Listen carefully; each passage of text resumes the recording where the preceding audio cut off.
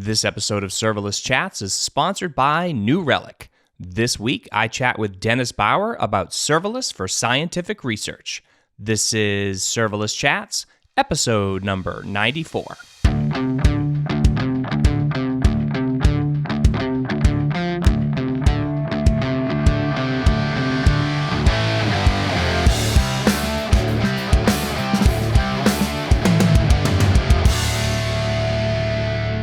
Hi, everyone. I'm Jeremy Daly, and this is Serverless Chats. Today, I'm chatting with Denis Bauer. Hey, Denis, thanks for joining me. Thanks for having me. Great to be on your show. So you are a group lead at CSIRO and an honorary associate professor at Macquarie University in Sydney, Australia. So I would love it if you could explain and tell the listeners a little bit about your background and what CSIRO does. Yeah, so CSIRO is Australia's government research agency, and Macquarie University is one of Australia's Ivy League universities. And they've been working together on really translating research into products that people can use in their everyday life. So specifically, they worked together in order to invent Wi-Fi, which is now used in 5 billion devices worldwide. But CSIRO has also collaborated with other universities and, for example, has developed the first treatment for influenza. Mm-hmm. And on a lighter note, has developed a recipe book, the Total Wellbeing Diet Book, which is now on the book bestseller list alongside Harry Potter and the Da Vinci Code. So from that perspective, CSIRO really has this nice balance between product that people need and product that people enjoy. All right. And what's your background? So my background is in bioinformatics, which means that in my undergraduate, I was together with students that did IT courses, math, stats, as well as medicine and molecular biology. And then in the last year of the study, all of this was brought together in sort of a specialized way of really focusing on what bioinformatics is, which is using computers. Back in the days, it was high performance compute in order to analyze massive amounts of life science data. Today, this is of course cloud computing for me at least. Right. Right. Well, that's pretty amazing. So today's episode, I've seen you talk a number of times, all remotely, unfortunately. And I hope one day that I'll be able to see you speak in person when we can start traveling again. But I've seen you speaking a lot about the scientific research that's being done and the work that CSIRO is doing, and more specifically how you're doing it with serverless and how serverless is sort of enabling you, to do some of these things in a way that probably was only possible for really large institutions in the past. So I want to focus this episode really on this idea of serverless for scientific research, because I know we're going to talk about COVID later. We can talk about a couple of other things, but really it's a much broader thing. And I had a conversation with Lynn Langit before. We were talking about big data and the role that plays in genomics and some of these other things, and how the cloud accelerates people's ability to do that. So maybe we can start, before we get into the serverless part of this, we could just kind of take a step back, and you could give me a little bit more context on the type of research that you and your organization has been doing. Yeah, so my group is the Transformational Bioinformatics Group. So again, translating research into something that affects the real world. In our case, that usually is medical practice, because we want to research human health and improve disease treatment, and all of this management going forward. And for that, data is really critical.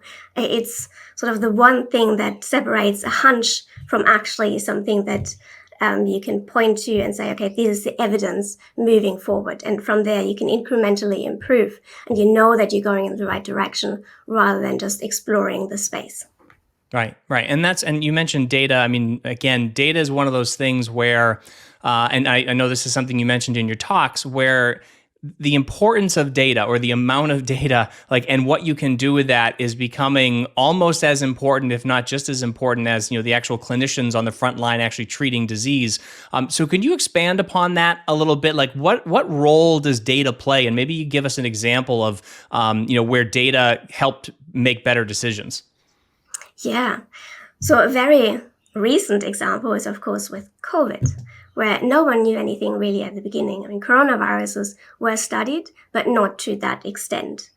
So the information that we had beginning of the pandemic were very basic. And from that perspective, when you know nothing about a disease, the first thing you need to do is collect information.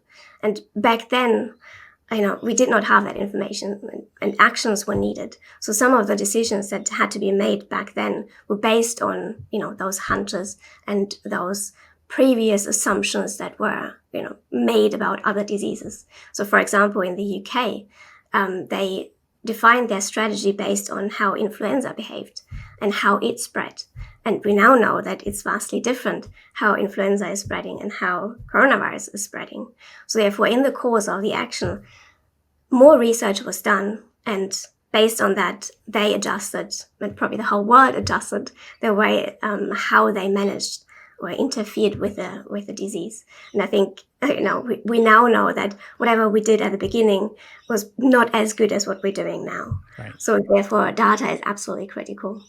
Right. And the problem with medical data, I would assume, is one that it's massive, right? There's just so much of it out there. And when we're going to start talking about, genomics and gene sequencing and things like that, so I can imagine there's a lot of data in every sample there. And so you've got this massive amount of data that you need to deal with. And so I do want to get into that a little bit, but maybe we can start, getting into this idea of, sort of genome editing and things like that, and where serverless fits in there. Yeah, absolutely. So my group researches two different areas. One is genome analysis, where we try to understand disease genes, predict risk, for example, of developing heart disease, diabetes in the future. But the other element is around doing something, treating actual patients with novel technology. And this is where genome editing or genomic surgery comes in, where the aim is to cure diseases that previously thought to be incurable, genetic diseases. And the aim of genome engineering is to go into a living cell and make a change in the genome at a specific location at a specific time without, any interference of accidentally editing other genes. And this is a massively complicated task on a molecular level, but also on a guidance level, on a computational level, which is where serverless comes in. Right. Now, this is that CRISPR thing, right? Exactly. So CRISPR is the genome engineering or genome editing machinery. It's basically a nanomachinery that goes into your cell, finds the right location in the genome, and makes that edit at that spot. Right. So then how do you find the spot that you're supposed to edit? So CRISPR is programmable. So as IT people, we can easily relate to that, in that it basically is a string search. It goes through the genome, which is 3 billion letters, and it finds a specific string that you program it with. And therefore, this particular string needs to be precisely, needs to provide the landing pad for this machinery to actually interact with the DNA, because you can't interact at any location. Right. So from that perspective, it's like finding the right grain of sand on a beach. It has to be the right shape, the right size, and the right color for this machinery to actually be able to interact with the genome, which, of course, is very complicated. But it doesn't stop there, because we want it to be only editing a specific gene and not accidentally editing another, correct gene. And therefore, this particular landing pad or the string needs to be unique enough in the 3 billion letters of the genome in order to not accidentally veer it away. Right. So therefore, this particular string needs to be compared to all the other potential binding sites in the genome to make sure that it's unique enough to attract faithfully this machinery. And this particular string is actually very short. Therefore, when you think of the combinatorics, it's a hugely complicated problem that requires a lot of computational methods in order to get us there. Yeah, I can imagine. So then in order for you so before CRISPR can go in and even identify that spot, I'm assuming there's more research that goes into understanding even where that spot is, right? Like how you would even find that spot within the sequence genome. Yeah, of course. So, of course, the first thing you need to find out is what kind of gene do you actually want to edit? Where's the problem? And this is the first part of my group's research, of finding the disease genes, of really identifying, and even within a gene because it has a complicated structure. Even within the gene, you need to find the location that is actually most beneficial for the machinery to interact with. And this is where we developed the search engine for the genome, where it's a web page where researchers can type in the gene that they want to edit, and the machine or the computational then goes in and finds the right spot, right shape, color, and size, binding site, but also makes sure that it's unique enough compared to all the other sites. Right. And so this search engine, like exactly how does this work? Explain this. What's the architecture of it? Yeah. So in order to build the search engine for the genome, we wanted to have something that is always online, that researchers can go in at any time of the day and trigger off or kick off this massive compute, which means in order to do that in the cloud, we would have the option of having massive EC2 instance running 24/7, which of course would have broken the bank. Right. Or we could have used an auto-scaling group where it would eventually scale up to the massive amount of compute in order to serve that task. But researchers tend to not have a lot of patience when it comes to online tools and online analysis. Therefore, it needed to be something that could be done within seconds. And therefore, an auto-scaling group wasn't an option either. So therefore, the only thing that we could do was use serverless. So the search engine for the genome is built on serverless architecture. And back then, we built it like 4 years ago. That was one of the first real-world architectures that did something more complicated than serve a Alexa scale. Right. And you obviously can't fit 4 billion letters into a single Lambda function. So how do you actually use something like Lambda, which is stateless, to basically load all that data to be able to search it? Yeah, exactly. That was the first problem that we actually ran into. And back then, we weren't really aware of this problem. Back then, it was even the research requirements were even less. So therefore, it wasn't only the memory issue, but it was also the timing out issue. So therefore, we figured, okay, well, how about rather than processing this one task in one go, we could break it up into smaller chunks, parallelize it. Right. And this is exactly what we've done with the serverless architecture, in that we used SNS topic in order to send the payload of which region in the genome a specific Lambda function should analyze. And then from there, the result of that Lambda function was then put into a DynamoDB database, sort of in an asynchronous way of collecting all the information. And after all of this was done, the summary was then sent back to the user. So like a fan-in, fan-out pattern. That's exactly right. Right. Cool. So then, where were you storing the genome data? Was that in like S3? Exactly. So this particular one is in S3. We did experiment with other options like having a database or having Athena work with that. But the problem was that the interaction wasn't quite as seamless as S3, because in bioinformatics we do have a lot of tricks around the indexing of large flat files, and therefore any other solution that was in there in order to shortcut this wasn't as efficient as this purpose-built indexing approaches. So therefore, having the files just sit on S3 and query from there was the most efficient way of doing things. Right. And so are you just searching through like one sequence, or are there like thousands of sequences that you're searching through as part of this? And then like how were they stored? Were you storing like 4 billion letters in one flat file, or are they all multiple files? Like how does that work? Yeah, so it is 3 billion letters in one flat file. Oh, did I say 4 billion? Sorry. 3 billion. 3 billion letters in one flat file. And the indexing in order to not start from the beginning, but jump in straight at where that letter is. It depends on the application case as well. Like if you're searching one reference genome, which is basically what it's called when you search a specific genome for a specific species, for example, human, then that for human it typically is one genome. But if you search bacterial data or viral data, that can be multiple organisms in one file. So it really depends on the application case.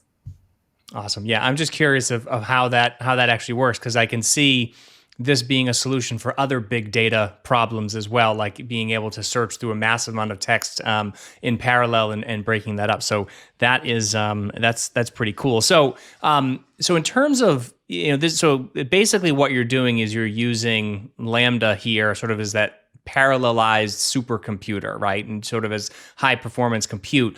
So from a cost standpoint, you mentioned having this running all the time would be sort of insane to run all the time. So how do you see the costs differ? I mean, is this something that is like dramatically different? I mean, where like anybody can use this, or is it something where it's still somewhat cost prohibitive?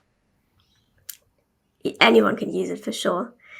So we've, not for this application, but for another application, we made a side-by-side comparison of running it the standard way in the cloud, which was with EC2 instances and databases and things like that. And the task that we looked at was around $3,000 a month. And this was for hosting human data for rare disease research. Whereas using serverless, we can bring that down to $15 a month, wow, which is like less than a cup of coffee to advance, human research. So to me, that is absolutely a no-brainer to go into this area. I would say.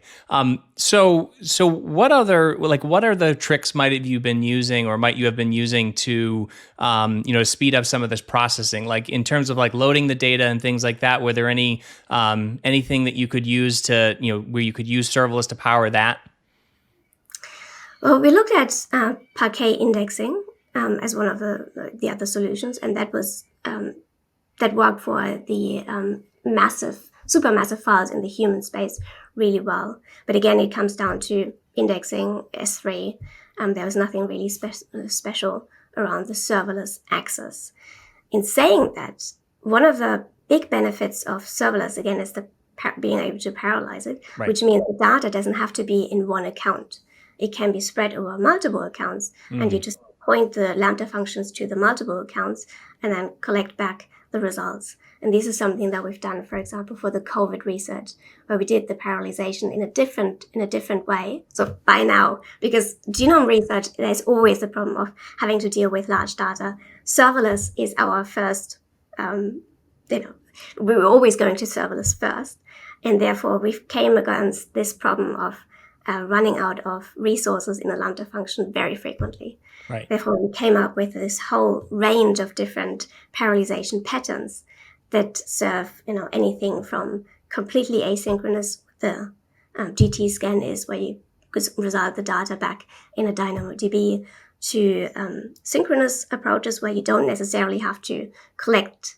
Asynchronous approaches where you don't actually have to collect the data back, to completely synchronous approaches where you basically have to monitor everything that you do and make sure that everything is running in serial in order to collect the data back together. Right. So let's get into the COVID response here, because I know there was quite a bit of work that your organization did around that. So before we get into the pattern differences, what exactly was the involvement of CSIRO in the Australian government's response to coronavirus? Yeah. So we were fortunate in working together with CEPI, which is the international consortium sponsored by the Gates Foundation, which way back when was preparing for disease X, pandemic X to come. And it was curious that only a year later, COVID hit. So all this pre-work in order setting up this hypothetical disease in the future, and only a year later, it actually was needed. So therefore, CSIRO and CEPI had already put everything in place in order to have a rapid response to, should the pandemic hit, being able to test the vaccine development, so the efficacy in animal models. That was the part that CSIRO was tasked to do. But in order to do that, because with pathogen RNA viruses in this particular case, we know that they mutate which means they change slightly their genome in every replication cycle. And so we've heard about the England strain or the South African strain Right. Being slightly different. So with every mutation, there is a risk that the vaccine might not be working anymore, might not be efficacious anymore. And therefore, the first task we needed to find out was where is this whole global pandemic heading? Is it mutating away in a certain direction? And is that direction something that we should put the future disease research on rather than focusing on the current strains that are available? And so therefore, we've done the first study around this particular question of how the virus is mutating and whether the future vaccine development is actually jeopardized by that. Good news was that coronavirus is mutating relatively slowly, and therefore the changes that we've observed back then and likely nowadays as well is probably not going to affect vaccine efficacy dramatically. Hey everyone, I want to take a minute to thank our sponsor, New Relic. Now, some people need dozens of tools to visualize their stack, but not you, because you've got New Relic Navigator, which means you can see your entire system in one place. New Relic Navigator shows you system-wide health at a glance. All your hosts, services, containers, and anything else you can monitor are in one dense hex view with traffic signal colors to give you an instant picture of what's alerting. And you can sort by platform, service, app, or any other tag, which makes it easy to navigate your entire system and see what needs your attention. It's all included as part of full stack observability, so one user gets you access to New Relic Navigator and everything else you love about New Relic. Go to newrelic.com, sign up for free, and start getting answers faster than ever. You had mentioned in another talk that you gave something about being able to look at those different variants and trying to identify like the things that were close to like the peaks or whatever that were close to one another, so you could determine how far apart each individual variant was or something like that. I know nothing about this stuff, so but I thought that was kind of fascinating. Where it was like, I don't know if it was you could look at the different strains and figure out if different markers had something to do with whether or not it was more dangerous or more they were easier to spread and things like that. So I found that sort of to be really really interesting. Yeah.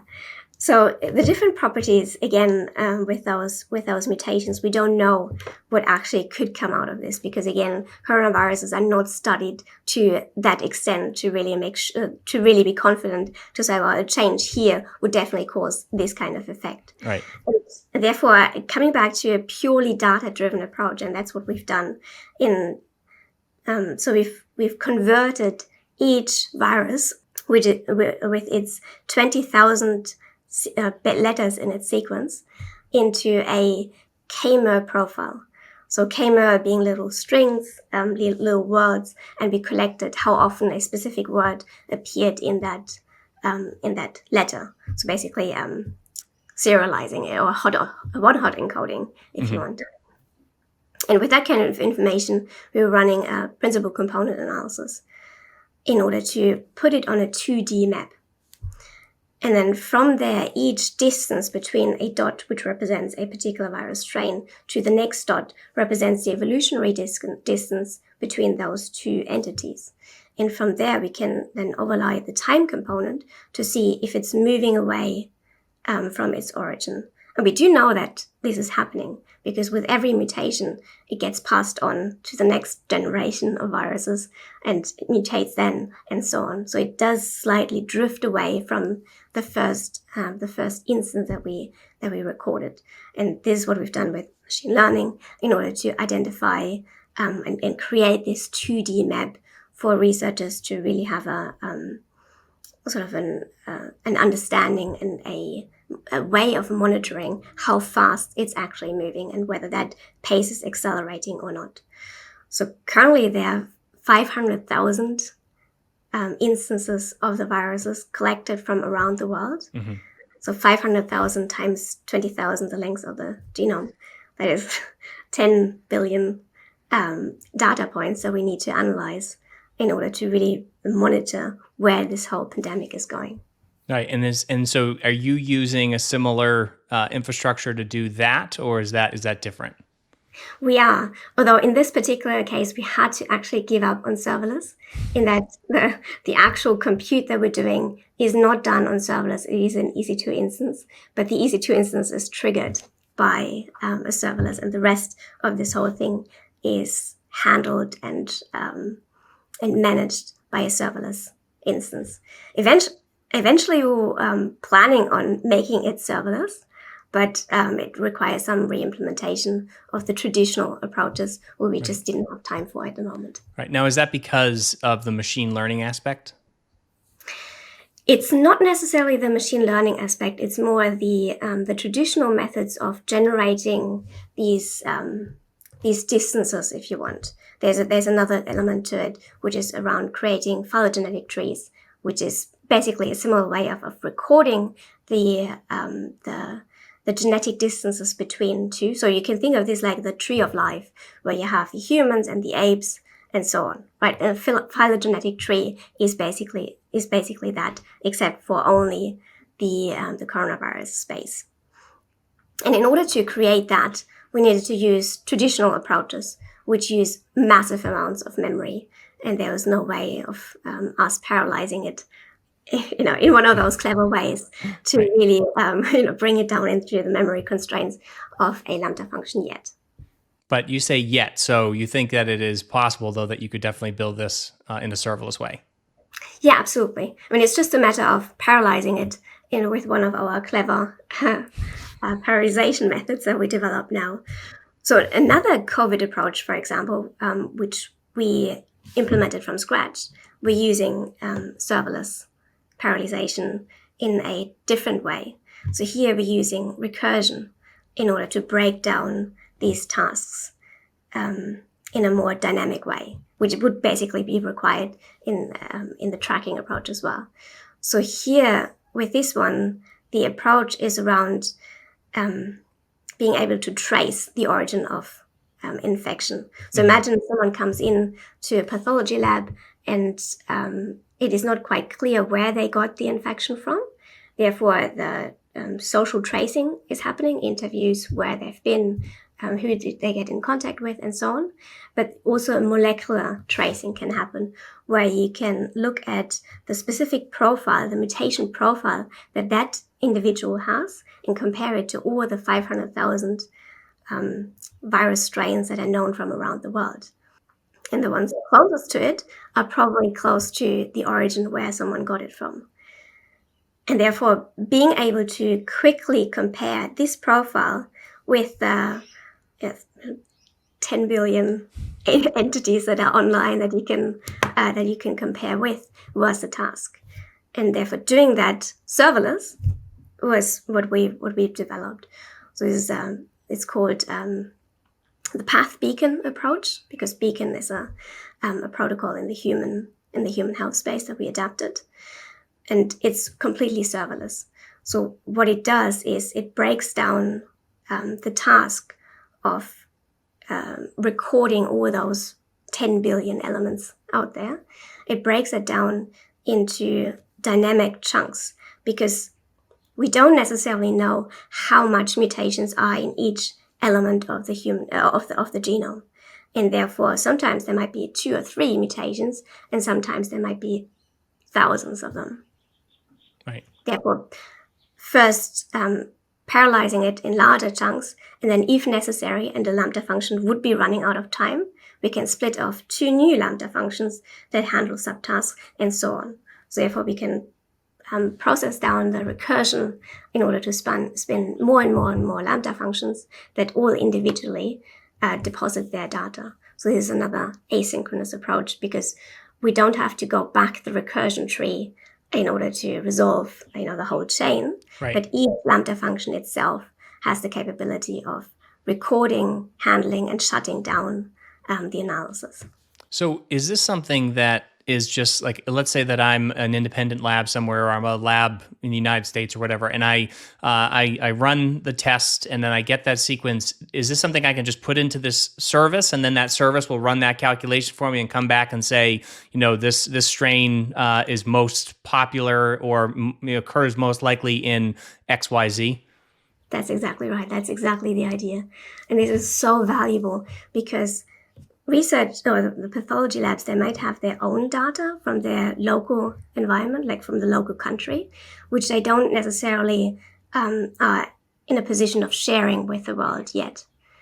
And therefore, being able to merge these two things of the international data with the local data, because serverless allows you to have different data sources in different accounts, this is, I think, is going to be crucial going forward, especially around with the vaccination status and things like that, where we do want to know if the virus managed to escape, should it escape from the vaccine. Like, all of this is really crucial information to keep monitoring the progression going forward.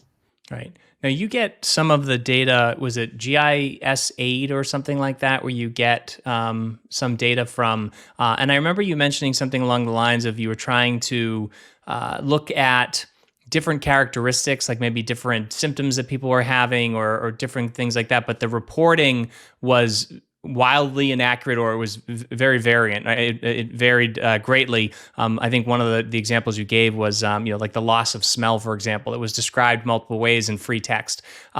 So that's the kind of thing. So what were you doing with that?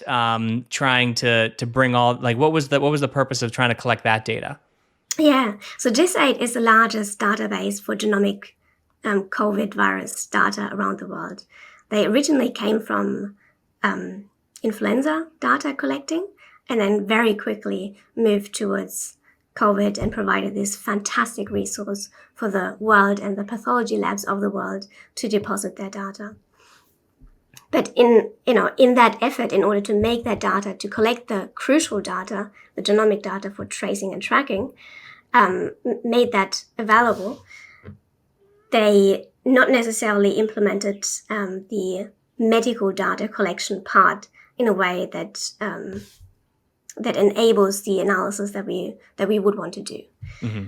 Partly because of the technical aspects, but mainly because it requires a lot more ethical and data responsibility and security consideration in order to get access to that kind of data. Mm-hmm. So therefore, all they had was a free text field with every sample to sort of have, if the pathology lab had that information, to quickly annotate how the patient was doing.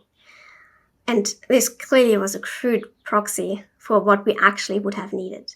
Right. We would have needed to have the exact definition of the diseases, ideally annotated in an interoperable way using terminologies. And this is basically what we've developed. So we're using FHIR, which is the most accepted terminology approach really around the world, which allows you to catalog certain responses. So anosmia, instead of saying anosmia, which is the loss of sense of smell, it has a specific code attached to it. Okay. And therefore this code is universal, and it's relatively straightforward to just type in the free text, and then the tool that we've developed automatically converts that into the right code.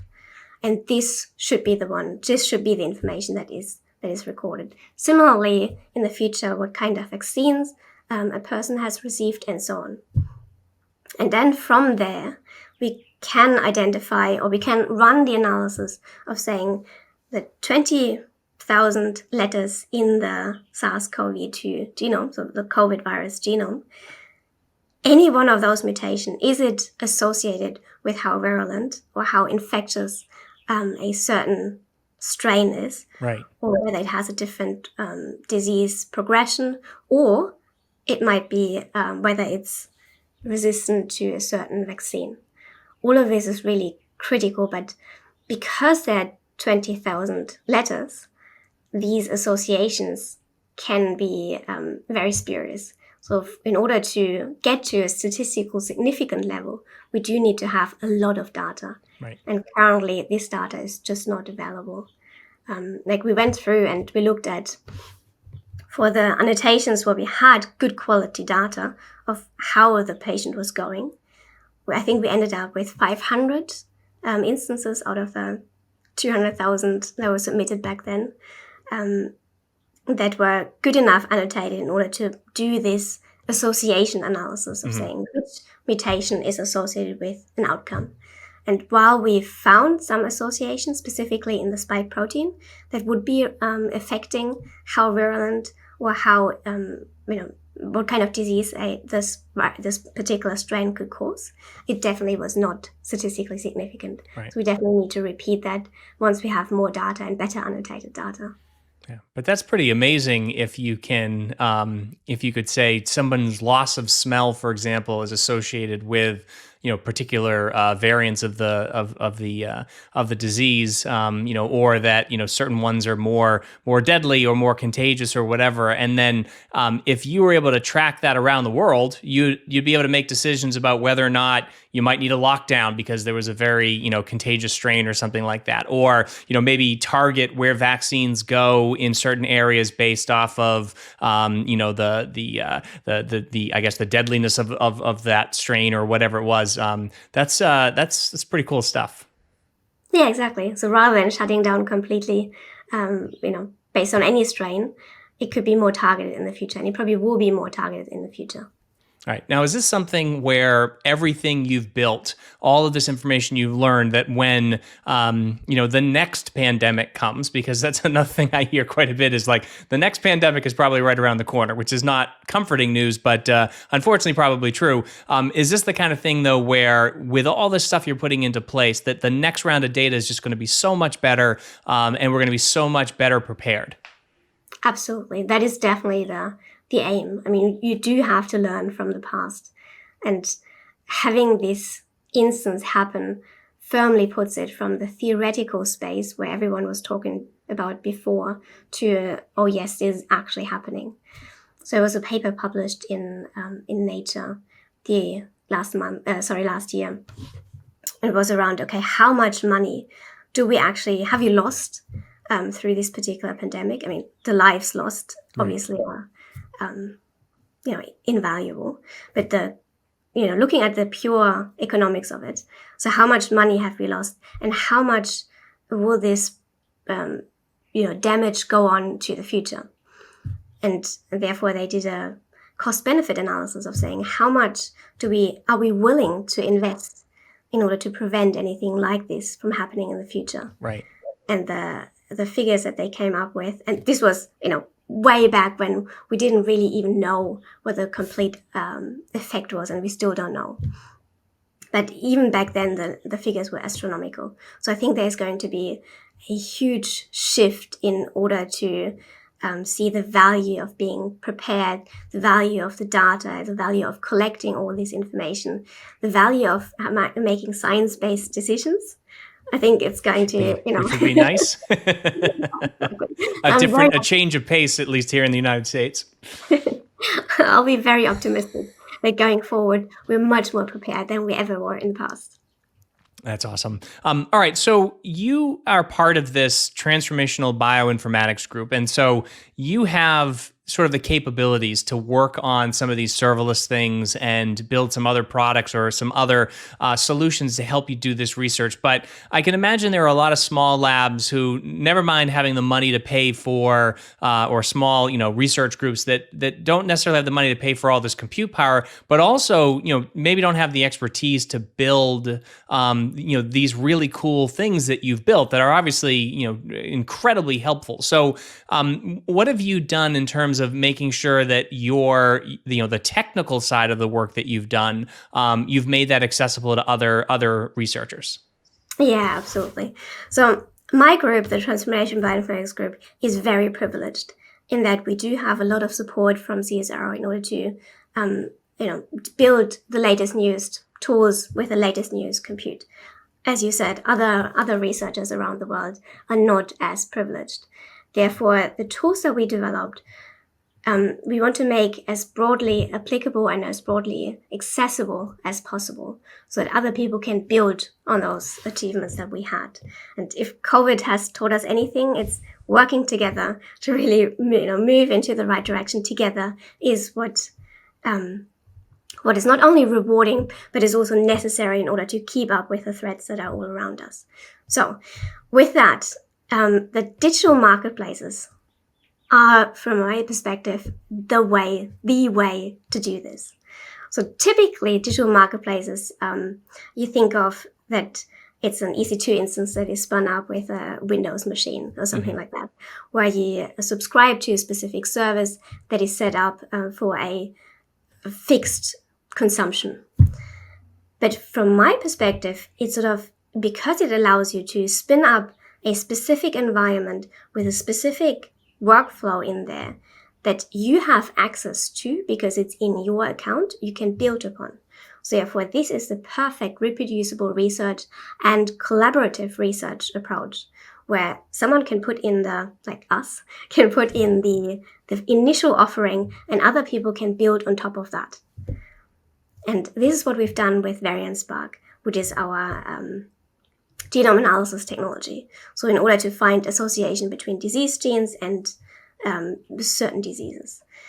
And this is a hugely complicated workflow because you first have to normalize stuff, you have to quality control things, you then have to actually run VariantSpark and then visualize the outcomes. So typically, being able to describe all of that and for other people to set it up in their account from scratch without us helping them, it is complicated. And this is basically the bane of the existence of bioinformatics research, in that the workflows are so complicated that reproducing them is typically impossible. Whereas now we can just make a Terraform or CloudFormation or ARM template or whatnot, put it into the marketplace for other people to subscribe to spin it up in the way that we intended to, that we optimized to. And then from there, they have this perfectly reproducible base in order to build upon. So unfortunately, this whole thing, VariantSpark is an elastic MapReduce offering, and the marketplaces are currently only looking at EC2 instances as sort of their basis, a virtual machine as their basis. Right. What we definitely need is a serverless marketplace. Right. No, I totally agree with that. So you mentioned something about the data. So why not have your organization run this in your AWS account, for example, and then have other people just send their data to you? That certainly would be an option. The problem typically with medical data is that there's a security and a privacy concern around it, because genomic data is the most identifiable data you can think of. Right. You only have one genome, and it encodes basically your future disease risks and everything that is the blueprint of your body. So from my perspective, keeping that data as secure as possible is the aim of the game. Never mind that it's so large. You don't really want to shift it around. But I think the security element is what really sells me to the idea of bringing the compute to the data, bringing the compute and the structure to the securely protected data source of the researchers or the research organization that have and hold the data and is responsible for the data. It also allows dynamic consent, for example, where people that consent for their data to be used for research, they can revoke that. So it's a dynamic process. And being able to have the data in one place and handle the data in one place directly allows this to be executed faithfully, robustly, and swiftly. Right. Which I think is absolutely crucial in order to build the trust so that people can donate or lend their data to genomic research. Yeah, I mean that is certainly something from a privacy standpoint where you think about. You're right. It's like everything about you is encoded in your DNA, right? So like there's a lot of information there. But now I'm curious if somebody else was running this in their environment after they do the processing on this. And again, I am just completely ignorant as to what happens on the other end of this thing. But the data that they get out of the other end of this thing, is that something that can be shared and can be used for collaboration? Yeah. So typically the process is you run the analysis, you get the result out, you publish that, and it sort of ends there. I think in order for genomic data to be truly used in the clinical practice and to inform anything from disease risk to what kind of treatment someone should receive, what kind of adverse drug reactions they are at risk of, it really needs to be a bit more integrated. So therefore, the result that comes out of it should somehow feed back into the self-learning environment. So therefore, that's one avenue. The other avenue is that, well, the results that are coming out, they really need to be validated and processed. And therefore, typically, they're wet labs that investigate that this theoretical analysis is correct in order to move forward. Interesting. Yeah. So, because I'm just thinking, like, I know I've seen these companies that supposedly analyze your DNA and they try to come up with, like, are you more susceptible to carbohydrates or more, you know what I mean, like those sort of things there. Now, while that may be a lofty endeavor for some, I'm thinking more like people who are allergic to things or environmental exposures that may trigger certain things, like tying all that information together and knowing if that, I mean, I'm assuming that has to be encoded in your DNA somewhere, like your I guess your allergies, or I keep using that example, but so how does that information get shared? Is that just something that is like way out of scope, because you've got people testing just their own group of samples and doing specific analysis on it, but then not sharing that back to a larger pool where like everybody can sort of look at that? Definitely that is the aim going forward. And the Global Alliance for Genomic Health is putting things in place in order to enable this data sharing on a global scale. And so the serverless beacon that we've developed is moving along the line as well to make it more efficient for individual research labs to light their own beacon in order to share their results with the rest of the world, like the $15 per month in order to share data with the world. But I don't think we're quite there yet in terms of the trust, in terms of the processes to make this actually a reality within the next, 5 years. Ultimately, it definitely is the aim, and ultimately this is the need. But an element to that is also that the human genome is incredibly complex, and therefore there is no real one-to-one relationship between a mutation and an outcome. So we do know that, for example, for cystic fibrosis, it's one mutation that causes this deadly, devastating disease. But typically, it's a whole range of different exacerbation factors, resilience factors that work together, and it's very personal, the kind of risk that it generates. In order to quantify this risk, we need to have massive amounts of data, massive amounts of examples of which kind of combination is causing what kind of outcome. Right. And in order to do that, probably putting all the data in the same place is not going to happen ever. And therefore, sharing the models that were created on individual subparts and refining the models on a global level, like sharing machine learning compute models, I think is probably going to be the future. And this is a really interesting and exciting space, and a new space as well, where it's sort of a combination of secret sharing and distributed machine learning in order to build models that truly capture the complexity of the human genome. Yeah. Well, it's certainly amazing and fascinating stuff, and I am glad we have people like you that are working on this stuff, because it is really exciting in terms of where we're going. Just, I mean, not only just tracking and tracing diseases and creating vaccines, but getting to the point where we can start, curing other diseases that are plaguing us as well. I think that's just amazing, and I think it's really cool that serverless is playing a part. Absolutely. So my goal is really to bring the world together and see the value of scientific research and bring that scientific research into industry practices. Awesome. All right. Well, Denis, thank you so much for sharing all this knowledge with me. I don't think I understood half of what you said, but again, like I said, I'm glad we have people like you working on this stuff.